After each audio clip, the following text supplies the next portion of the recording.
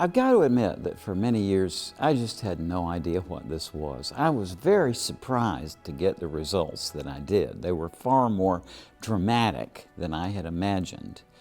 But I just didn't know what it was. Was it a figment of the mind, or was it some kind of other kind of reality or whatever? I didn't know.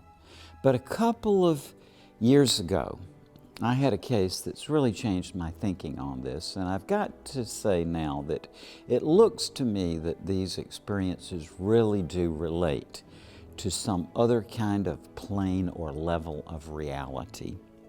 And specifically, what happened was that a very sweet woman from South America flew up to my place in Alabama in an attempt to visit her daughter who had passed away some time before, and she was devastated by the grief. So she and her husband stayed in a local hotel, and then she came to me to go through this procedure. And I immediately realized it was too early.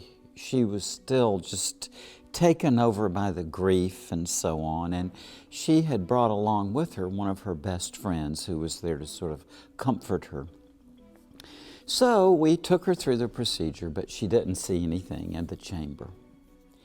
Then they went back to the hotel that night, and then the next morning we got a call that when they got back to the hotel room, she and her assistant, this friend, were in the hotel room, whereupon suddenly a bright light appeared, an incredibly brilliant light. And the assistant, who happened to have a camera with her, snapped a photograph. And there in that photograph is something I don't understand. It's brilliant lights. And I really can't imagine any other plausible way to explain this than to accept what this woman and her assistant thought, which was that this was a visitation of the woman's daughter